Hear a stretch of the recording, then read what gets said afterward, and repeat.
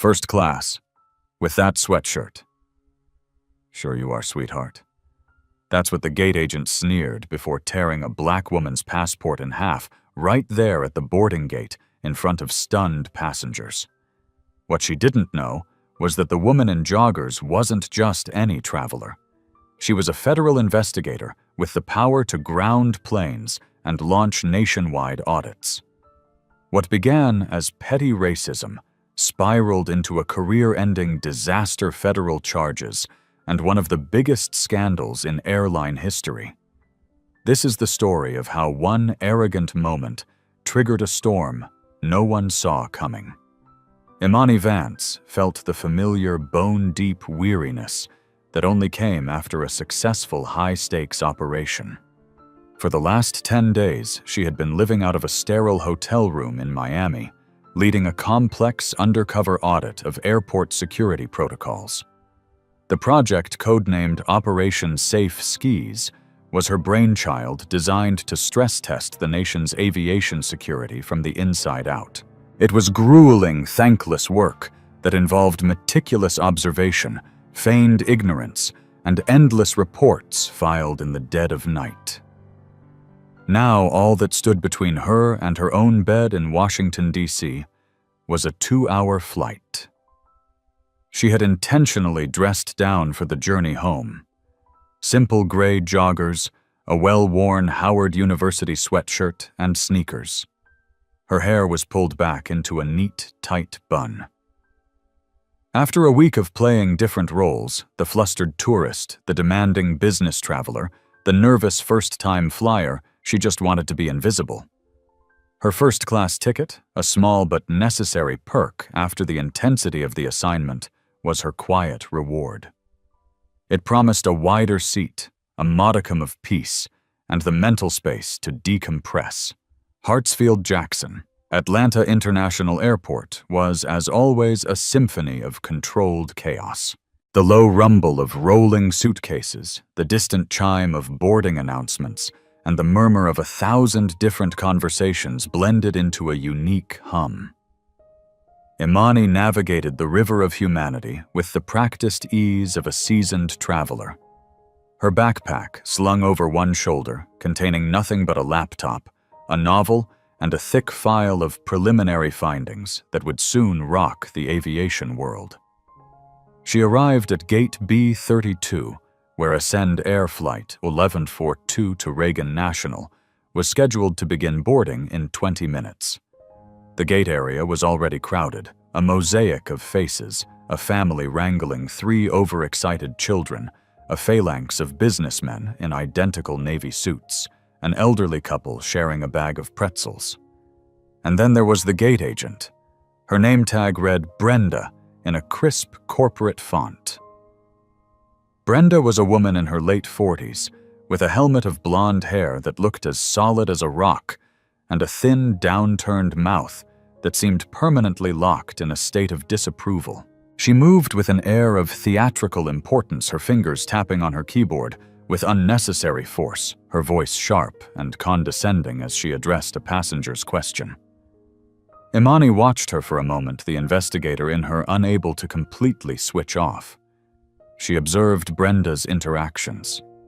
A smiling, rosy-cheeked white family approached with a question about their seat assignments. Brenda was a beacon of saccharine sweetness, calling the children sweetheart and assuring the parents everything was perfect. An elderly Indian man followed, asking softly if the flight was on time. Brenda didn't look up from her screen, snapping, "It'll board when it boards. Listen for the announcement." Imani felt a familiar, weary pang. It was a textbook case of what she called authority bias. When a person in a uniform, any uniform, uses their minuscule amount of power to create a hierarchy based on their own prejudices. It was one of the many human factors that could compromise security, a tiny crack in the system that could be exploited. Finally, the announcement for pre-boarding crackled to life. "We now invite our first-class passengers to begin boarding. Please have your boarding pass and a valid government-issued ID ready for inspection." Imani joined the short line. When it was her turn, she stepped forward and placed her phone displaying the digital boarding pass on the scanner. She then held out her United States passport. Brenda glanced at the boarding pass, then at Imani, then at the passport. Her eyes, cold and assessing, traveled from Imani's simple sweatshirt down to her sneakers and back up to her face. The fake smile she'd given the family moments before had vanished, replaced by a flat, challenging stare. "A passport for a domestic flight?" Brenda asked, her tone dripping with suspicion. "It's my primary form of government ID. It's valid," Imani replied, her voice even and calm. She had used it all week without issue. It was standard practice. Brenda took the dark blue booklet, her fingers flipping through it with a dismissive air. She held it up to the light, angled it, and then squinted at the photo. "This picture doesn't look much like you." Imani stood still. The photo was 5 years old, but it was unmistakably her. "My face has changed less than you'd think," she said, still keeping her tone light. Brenda let out a short, derisive laugh. "Funny. You look younger here, happier." She tapped a manicured nail on the data page. "Imani Vance, Doctor of what philosophy?" "Let me guess, art history." The microaggressions were piling up, each one a tiny paper cut. Imani recognized the pattern instantly. It was a script she had seen play out countless times, not just in her work, but in her life. The questioning of her credentials, the insinuation of dishonesty, the challenge to her very presence in a space where Brenda felt she didn't belong. "My doctorate is in aeronautical engineering," Imani stated, her voice losing its lightness and taking on a professional clarity. "Is there a problem with the document, or may I board the plane?" The directness of the question seemed to provoke Brenda, her lips tightening into a razor-thin line. "There's a problem with me believing this is a legitimate document," she said, her voice dropping to a conspiratorial whisper, yet loud enough for the people behind Imani to hear. "First class, a brand new passport. It just doesn't add up." The passport wasn't new. The cover was pristine because Imani treated her federal documents with the respect they deserved. The accusation hung in the air, thick and ugly. The people in line behind her began to shift uncomfortably. "I can assure you it's legitimate," Imani said, her patience wearing thin. "It was issued by the U.S. Department of State. You can verify its authenticity using your system. I'd like to get to my seat." Brenda leaned forward, a cruel smirk playing on her lips. "Or maybe you bought it. People like you can be very resourceful. I've seen it all. Fake IDs, fake credit cards." She looked Imani up and down again. "Fake everything." Imani's blood ran cold. The insult was no longer veiled. It was a direct, racist assault delivered under the fluorescent lights of a public airport under the guise of corporate authority. She knew she had to de-escalate to follow the protocols she herself had written for handling uncooperative personnel. But she was also human, and the exhaustion of her week, coupled with the sheer audacity of the attack, was beginning to fray her composure. "Ma'am," Imani said, her voice now hard as steel, "you are making serious, unfounded accusations. Scan the document, verify it, or call your supervisor, but you will not stand here and slander me." Brenda seemed to relish the confrontation. It was exactly what she wanted. She held the passport up between her thumb and forefinger like it was a contaminated object. "Oh, I'll do more than that," she hissed, her eyes gleaming with a strange, vindictive fire. "I'm going to resolve this situation right now." And with a sudden, sharp twist of her wrists, she ripped the passport in two. The sound was shockingly loud in the relative quiet of the boarding area, a soft, tearing sound that seemed to suck all the air out of the space around them. The two halves of the blue booklet with Imani's pristine photo and the national seal now severed fluttered from Brenda's fingers and landed on the counter with a quiet finality. For a moment, there was absolute silence. The passengers in line stared, mouths agape. Brenda stood with her chest puffed out, a triumphant look on her face, as if she had just vanquished a great evil. Imani looked down at the 2 pieces of her passport. The document that had taken her across the world, the symbol of her citizenship, the proof of her identity, lay in ruins. And in that moment, the weary traveler, the invisible woman in sweats, ceased to exist. In her place, Imani Vance, the federal investigator, the architect of Operation Safe Skis, took over. The exhaustion vanished, replaced by a surge of ice-cold, crystalline focus. Brenda had no idea what she had just done. She thought she had won a small, petty battle against a person she deemed unworthy. She couldn't have been more wrong. She had just started a war. The silence that followed the ripping of the passport was profound. It was a vacuum of void where the normal hum of the airport had been. Every eye at Gate B32 was now locked on the scene at the boarding counter. The businessmen had stopped their hushed conversations. The kids in the family group were frozen, their boisterous energy instantly extinguished. A young woman standing a few people back in the economy line instinctively raised her phone, its camera lens a small, dark, unblinking eye. Brenda seemed to bask in the attention. She crossed her arms, a smug, self-satisfied smirk etched onto her face. She had made her point. She had in her mind exposed a fraud and protected the integrity of her airline. She was the hero of her own small, ugly story. Imani did not look at Brenda. She didn't shout. She didn't cry. Her gaze was fixed on the 2 halves of her passport lying on the worn laminate countertop. The crisp edges of the tear were a visceral wound.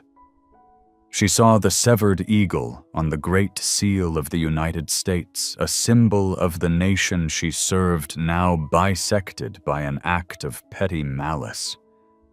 She slowly raised her eyes and met Brenda's triumphant stare.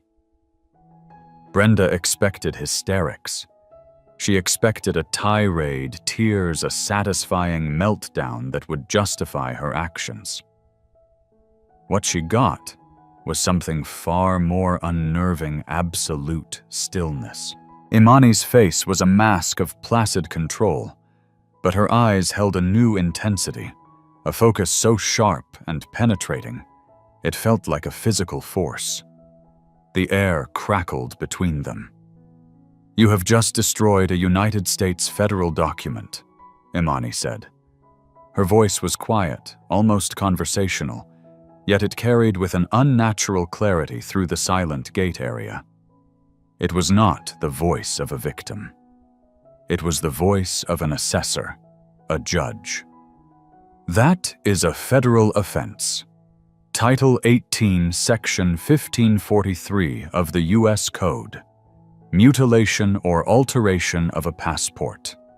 It carries a penalty of up to 25 years in prison." Brenda's smirk faltered for the first time.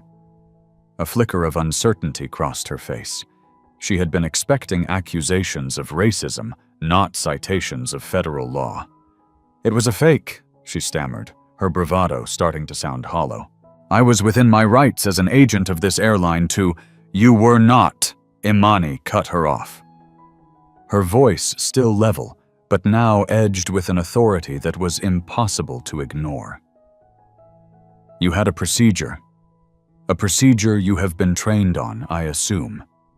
You are to use the document scanner and the UV light system to verify its features. If you still have doubts, you are to contact a supervisor and airport security. At no point does that procedure involve you, a private citizen, employed by a corporation unilaterally deciding to destroy federal property. You did not follow procedure." "Why?" The question hung in the air. It wasn't an angry outburst, it was an interrogative. The young woman with the phone took a subtle step closer. I used my discretion, Brenda said, her voice gaining a desperate defensive edge. The safety and security of this flight is my responsibility.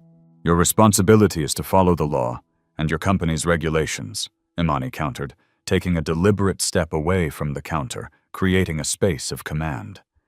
She reached into her backpack, her movements unhurried and precise. Brenda flinched, as if expecting a weapon. Instead, Imani pulled out her phone. She didn't dial 911. She tapped a single contact on her favorites list.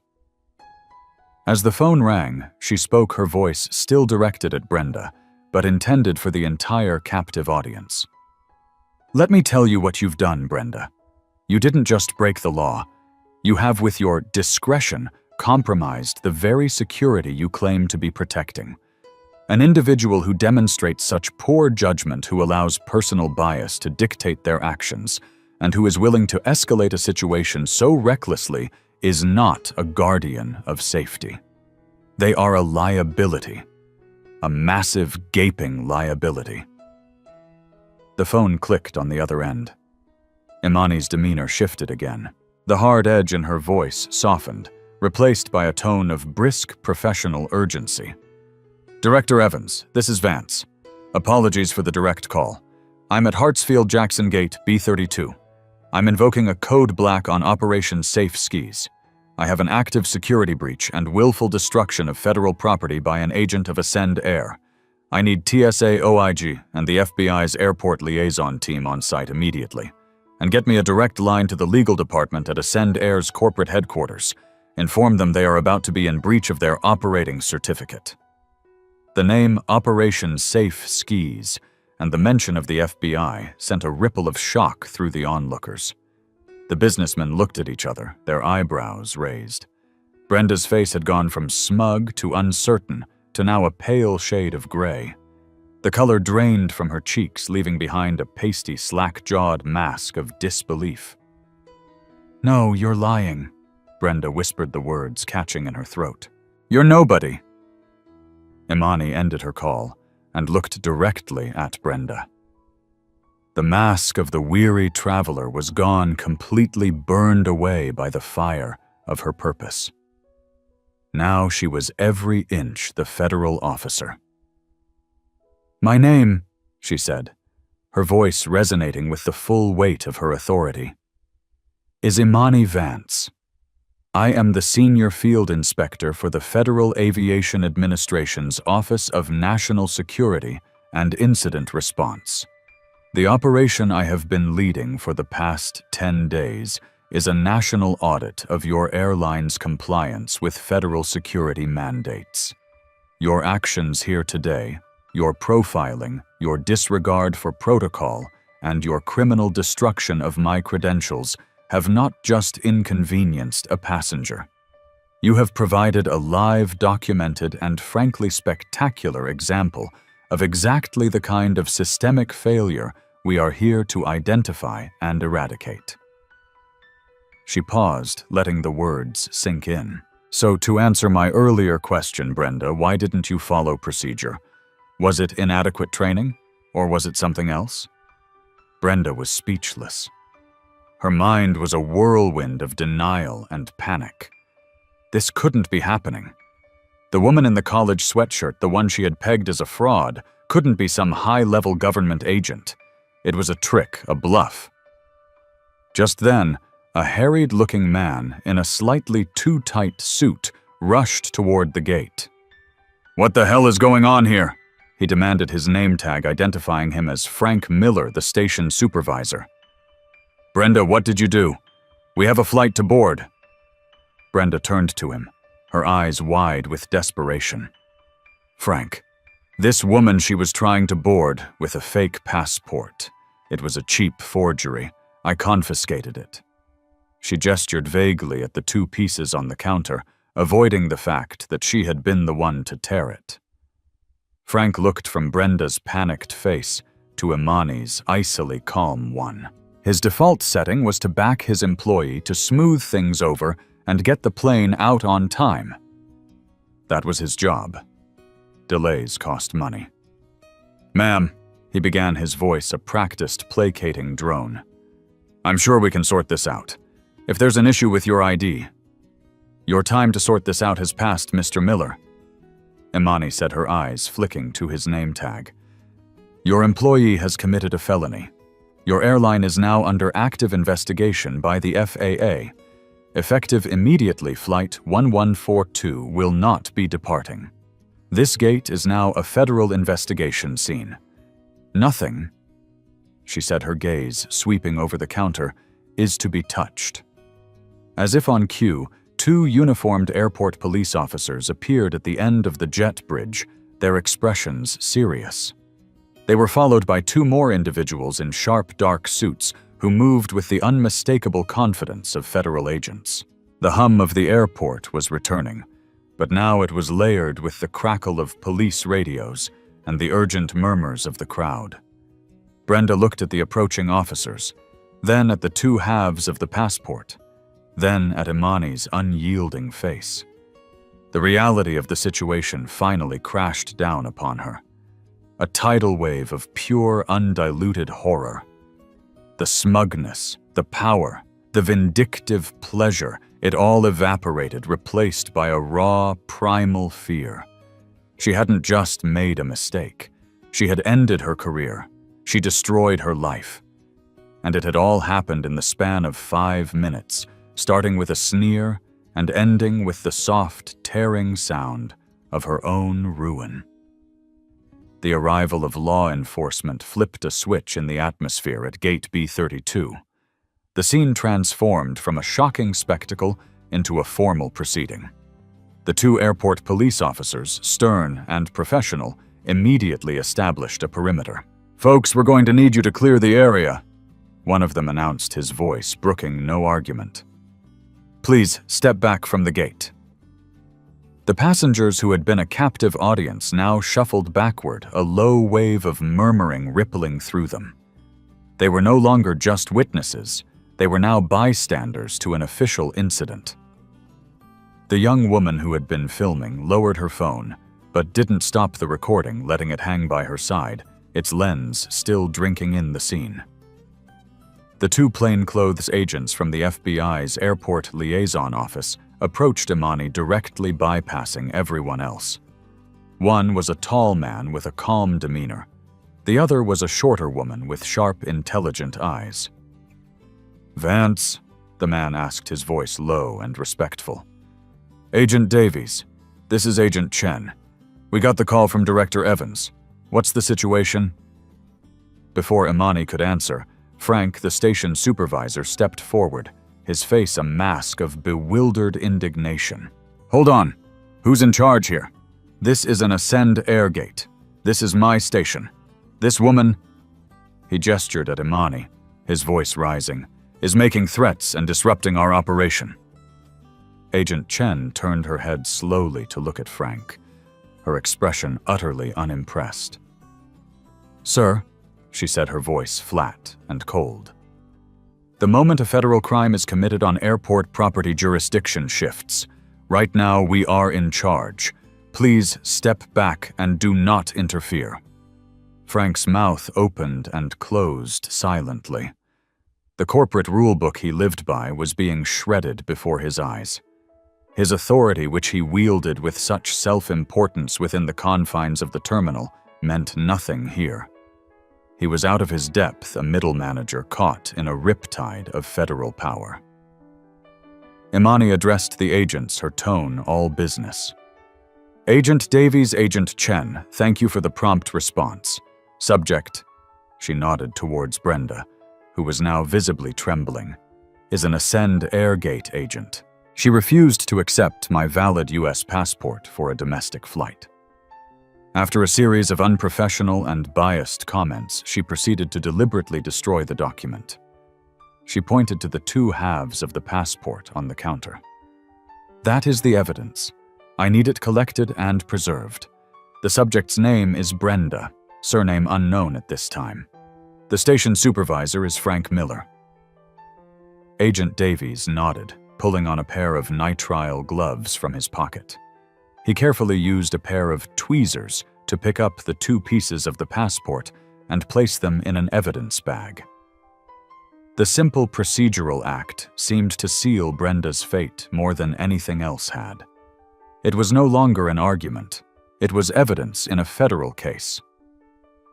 The gate's security cameras will have captured the entire interaction. Imani continued, her mind working like a finely tuned machine, cataloging every necessary step. I need that footage pulled immediately from all angles before anyone has a chance to accidentally wipe it.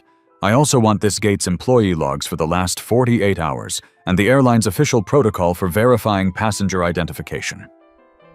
Consider it done, Agent Chen said, already speaking quietly into a wrist-mounted communication device, relaying the instructions. Brenda watched all this unfold as if in a nightmare. The world had tilted on its axis. The woman she had dismissed and humiliated was now directing federal agents with an air of absolute command. The power dynamic hadn't just shifted, it had been inverted with breathtaking speed and brutality. This was a hostile takeover of her reality. "Frank," she whimpered, turning to her supervisor, her last hope. "Do something. Tell them. I was just doing my job. I thought it was fake. I was protecting the flight." Frank looked at her, then at the stone-faced federal agents, then at Imani. The calculus of self-preservation was spinning in his head. His instinct to protect his employee was at war with his instinct to save his own skin. The latter was winning by a landslide. "Brenda, what exactly happened here?" he asked, his voice now cautious, devoid of its earlier bluster. He was no longer her defender. He was an investigator trying to find a safe distance from the explosion. She was being difficult," Brenda stammered, casting about for a justification that didn't sound as petty and prejudiced as her true motives. Her story didn't add up. First class, but dressed like that. It was suspicious. Imani overheard this. She turned her head, her gaze locking onto Brenda. "Dressed like that?" She repeated the question, sharp as a shard of glass. "Please clarify for the record, Brenda. What about my attire specifically did you find suspicious? Was it my university sweatshirt? Or was it the fact that a black woman was wearing it in the first-class line? The question was a precision strike, laying the ugly truth of the matter bare for everyone to see. Brenda paled even further. "No, it wasn't that I wouldn't." "You wouldn't what?" Imani pressed, relentless. "You wouldn't judge a passenger based on their race. Your actions and your own words suggest otherwise, and I suspect your employment history will corroborate that." She turned to Agent Chen. "Add a request for the subject's complaint history from Ascend Air HR. I want to see every formal and informal complaint ever filed against her." A small, strangled gasp escaped Brenda's lips. She thought of Mrs. Garcia from last Christmas, whose son had filed a complaint after Brenda refused to let her board with her walker until every other passenger was on the plane. She thought of the young Muslim man she had insisted on having randomly selected for extra screening 3 times in a row. She thought of the countless eye-roll sighs and dismissive comments she had made to people who didn't look or sound like her. Frank had always buried the complaints, smoothed them over, told her to be more careful. He had enabled her. Now all those little acts of malice were about to be exhumed and put on display under the harsh light of a federal investigation. The pilot of Flight 1142.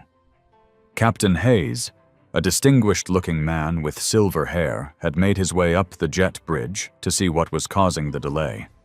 He took in the scene, the police, the feds, his ashen-faced gate agent, and approached Frank. "Frank, what in God's name is happening?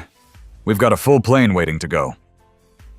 "Flight's been grounded, Captain," Agent Davies stated flatly. "This is an active crime scene." Captain Hayes stared at him. "A crime scene over what?" Imani answered. "Your gate agent assaulted a federal officer in the performance of her duties." It was a slight reframing, assaulting an officer by destroying her credentials. But it was technically true, and carried the weight she intended. The captain's eyes widened. He looked at Brenda with a new, horrified understanding. The entire flight crew's fate was tied to the airline's performance.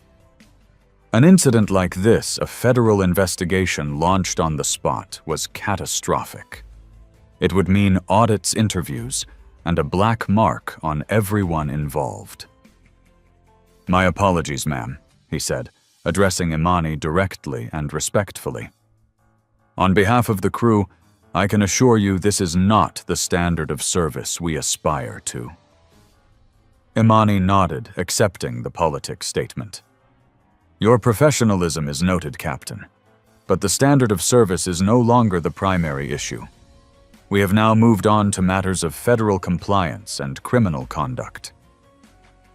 She turned back to Brenda, who looked like she was about to collapse.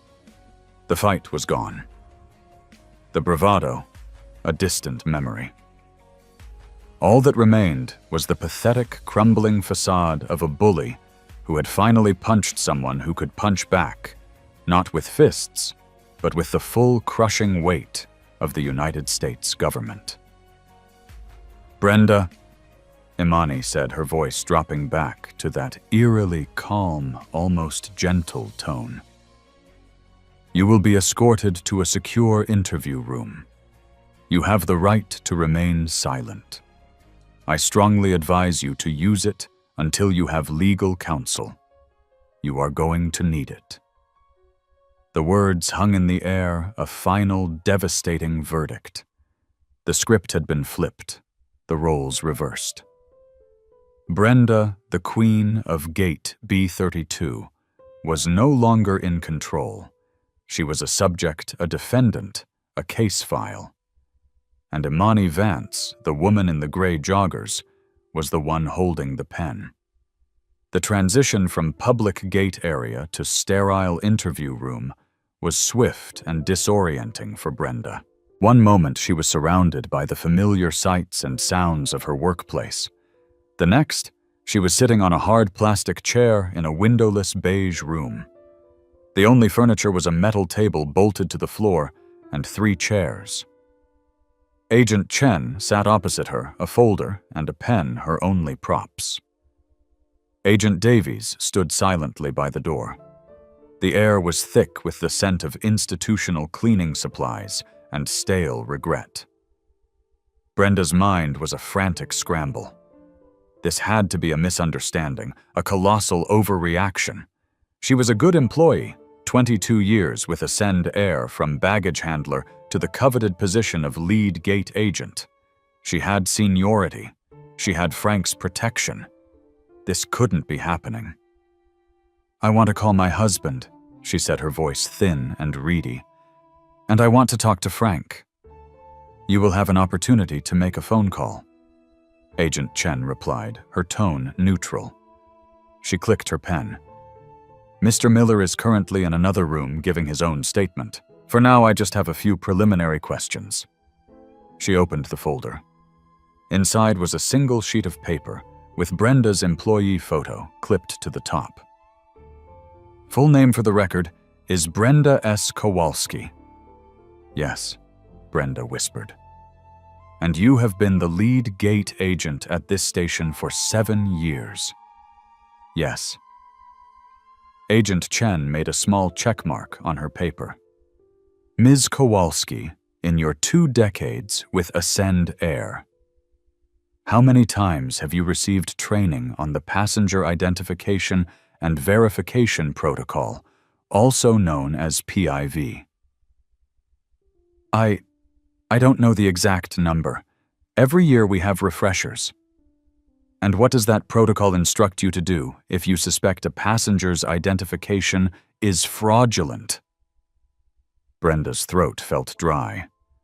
"We are supposed to use the verification equipment, the UV light, and if doubts remain, we call a supervisor or airport security."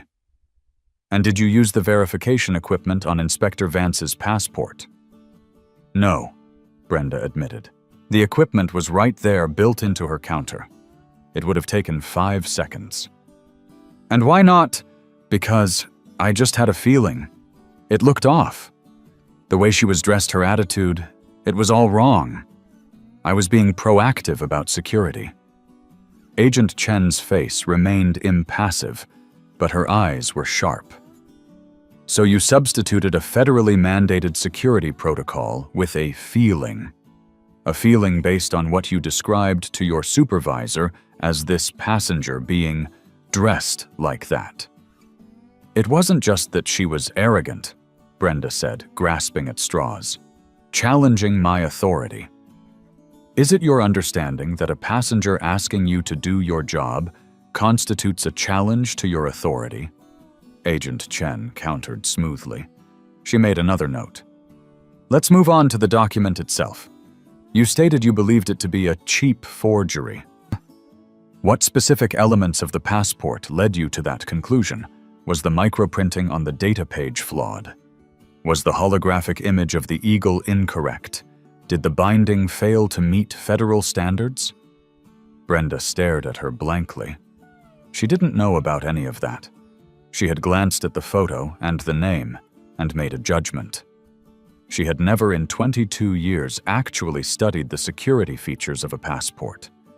She didn't need to. She just knew. It just looked fake.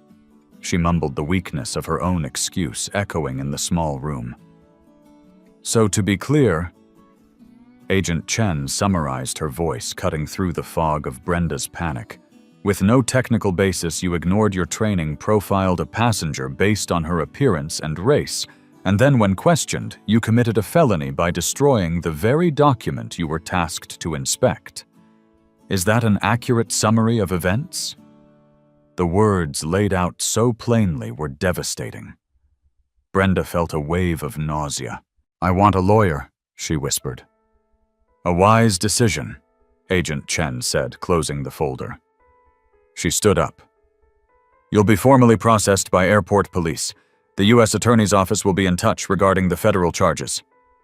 As Agent Davies escorted a stunned and sobbing Brenda from the room, Imani was in the station supervisor's office with Frank Miller.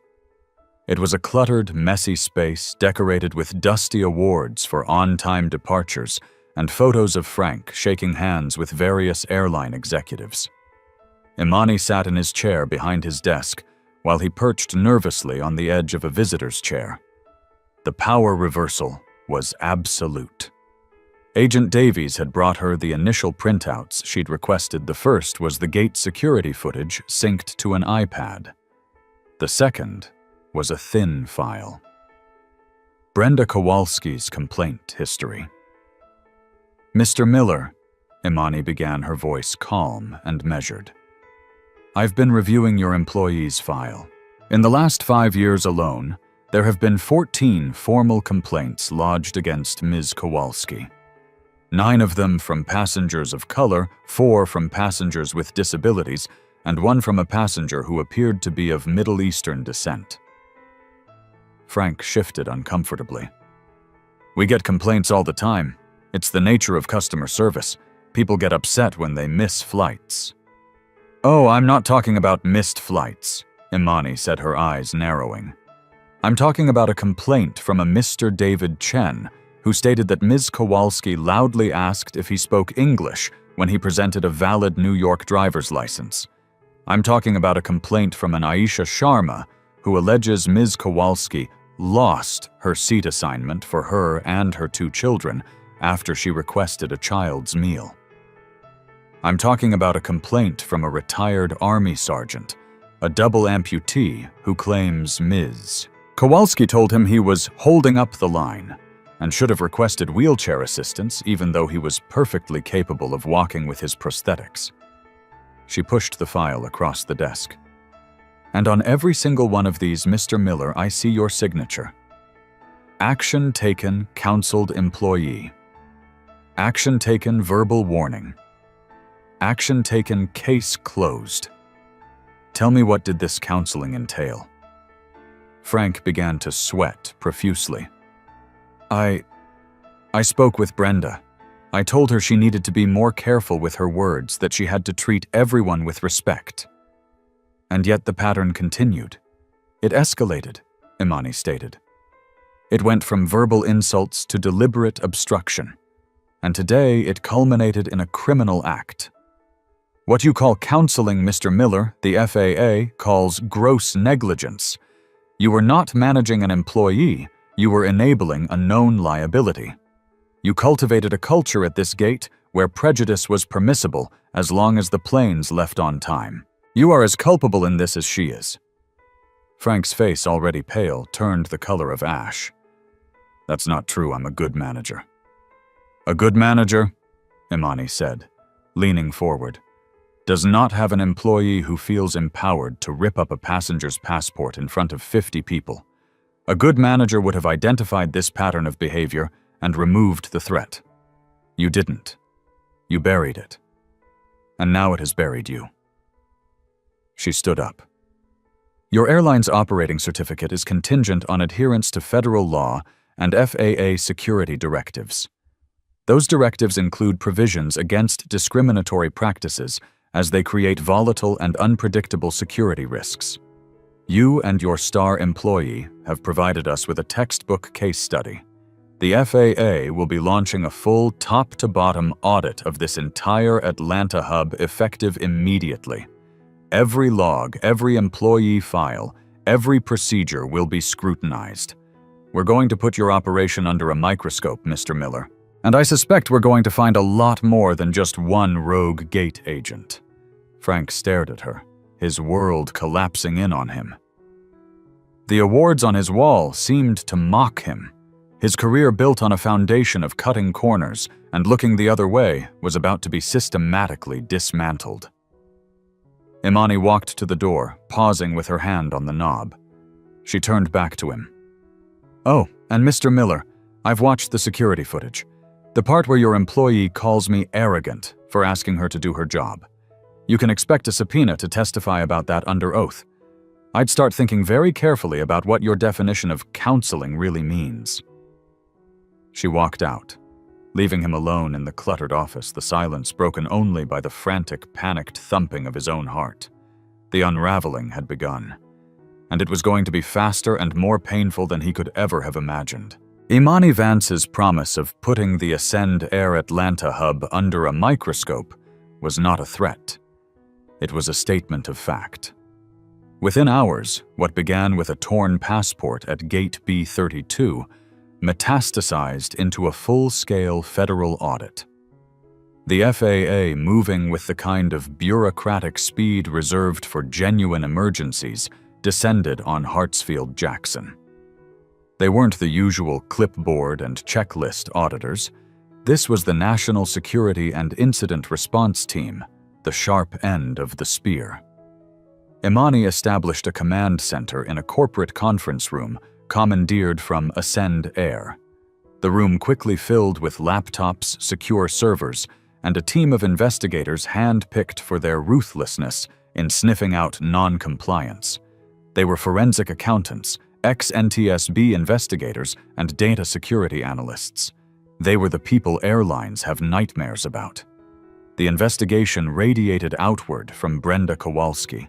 Her work computer was imaged, her email server seized. They found a trove of emails between her and Frank Miller, a sordid history of complaints met with winking reassurances. "Don't worry about the Chen guy, I handled it," one of Frank's emails read.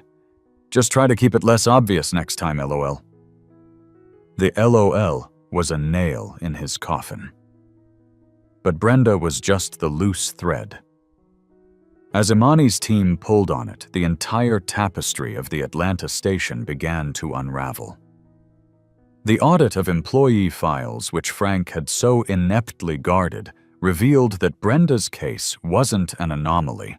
It was just the most egregious example. They found other employees with disturbing patterns, a baggage-handling supervisor who consistently lost the luggage of passengers with African or Middle Eastern-sounding names, a ticketing agent who had a statistically impossible record of assigning minority families to middle seats, even on empty flights. These were all small acts of degradation, paper cuts of prejudice, that had been ignored or dismissed by management focused solely on metrics like on-time departure rates. "This isn't a bad apple problem. It's an orchard problem," Imani stated during a briefing with her team 2 days into the audit. She stood before a whiteboard covered in diagrams and flowcharts connecting names and incidents. "The culture here fostered by Miller and his predecessors is one of willful blindness. Compliance is seen as a suggestion, not a mandate. The priority is profit and speed. Everything else, including security and basic human dignity, is secondary." The most damning discovery came from the maintenance logs. An analyst cross-referencing parts inventory with flight records found discrepancies. Small ones at first, but the pattern was undeniable. Ascend Air's Atlanta station was cutting corners. They were extending the service life of non-critical parts beyond the manufacturer's recommendations. They were pencil-whipping inspections, signing off on checks that were never actually performed. They uncovered the case of Flight 819 from 3 months prior, a flight to Seattle that had to make an emergency landing in Denver due to a cabin pressure sensor failure. The official report, signed by Frank Miller, blamed an unforeseeable parts malfunction. The FAA audit found the truth. The sensor that failed was on its 3rd life extension, 2 past the legal limit. The inspection report for its last check was signed by a mechanic who was, according to payroll records, on vacation in the Bahamas on the day of the alleged inspection. Frank Miller had not just ignored racism. He had actively participated in a cover-up that endangered the lives of hundreds of passengers. The torn passport was no longer the main crime. It was merely the key that had unlocked a vault of systemic corruption. Imani sat down with Captain Hayes, the pilot from the cancelled Flight 1142. He had been grounded pending the investigation along with his crew. He was angry, embarrassed, and terrified for his career. "Captain," Imani began, her tone professional, but not unkind. "I've reviewed your record. It's exemplary. 25 years, not a single blemish. Which is why I find it hard to believe you were completely unaware of the lax culture at this station." Hayes shifted in his seat. "My job is in the cockpit, Vance. I fly the plane. I rely on my ground crew and my station managers to do their jobs to the letter. I have to trust them." "Trust is not a control," Imani countered. "It's a variable. Did you ever in your pre-flight checks notice anything that gave you pause? Any maintenance sign-offs that seemed rushed? Any crew members who seemed overly stressed or complained about being understaffed?" The captain hesitated. His loyalty was to his crew and his airline, but his ultimate responsibility was to the safety of his passengers, and he was speaking to a federal investigator who already seemed to know the answers to her own questions. "There have been whispers," he admitted reluctantly. "Talk of management pushing us to make faster turnarounds, pressure to not delay flights for minor write-ups. We're told to use our discretion, but I never saw anything that I believed would compromise the safety of my aircraft." "And Brenda Kowalski? What were the whispers about her?" Captain Hayes sighed a deep, weary sound. "Everyone knew about Brenda. We called her the gatekeeper. She had her favorites. If you were on her good side, your boarding was smooth as silk. If not, it wasn't. We just tried to stay out of her way. It was easier than fighting with her and getting Frank involved." "So you were aware of her behavior," Imani concluded. "And you and others made a conscious choice to ignore it for the sake of an easier day. That, Captain, is called complicity. It's the soil in which people like Brenda and Frank grow." The words hit the captain like a physical blow. He had always thought of himself as one of the good guys, a man of integrity. But Imani was showing him that integrity wasn't a passive state. It was an active choice. And he, along with many others, had failed to make it. The investigation was no longer about a single incident. It was about the insidious rot that can fester in a large organization when profit is prioritized over people, when accountability is sacrificed for convenience, and when small acts of prejudice are allowed to go unchecked, creating an environment where larger crimes can take root. Imani looked at the mountain of evidence her team had compiled, the falsified logs, the history of complaints, the damning emails. It all started with one woman's ugly assumption about another woman's place in the world. It was a stark, terrifying reminder of a truth she had built her career on: bigotry isn't just a social evil. In the world of aviation, it is a direct and pressing threat to safety and security. It is a cancer that, left untreated, will always eventually spread. The consequences came not with a single thunderclap, but as a series of devastating, targeted lightning strikes. The final report from Operation Safe Skies, with the Ascend Air Atlanta hub as its grim centerpiece, was a masterwork of methodical destruction. It was leaked to a major news outlet, a strategic move by Imani's boss, Director Evans, to ensure the story couldn't be buried. And the fallout was immediate and catastrophic. For Brenda Kowalski, the karma was swift and absolute. Fired by Ascend Air within an hour of the story breaking, she was arrested the next day. The image of her being led from her suburban home in handcuffs, her face a crumpled mask of disbelief, became the visual icon of the scandal. She was charged with the destruction of a federal document, but the U.S. attorney, spurred by the public outcry and the mountain of evidence of her discriminatory practices, added civil rights charges to the indictment. Her feeling about Imani Vance would cost her years of her life. Her legal defense crumbled when Frank Miller, in a desperate bid for leniency, agreed to testify against her, detailing his years of counseling that were nothing more than a conspiratorial pat on the back. Frank Miller's fate was in many ways worse. He was also fired and faced federal charges not just for his role in the passport incident, but for the far more serious crime of falsifying safety records. The FAA made an example of him. They didn't just want him to lose his job. They wanted to ensure he could never work in the aviation industry again in any capacity. His name became a byword for managerial negligence. Facing decades in prison for endangering hundreds of lives with his pencil-whipped inspections, he took a plea bargain, receiving a multi-year sentence in federal prison. The man who lived by the corporate ladder died by it, his fall as spectacular as it was deserved. But the true karma was reserved for Ascend Air. The FAA hit them with one of the largest fines in the agency's history, a figure with so many zeros it made Wall Street analysts gasp. The fine wasn't just punitive, it was prescriptive.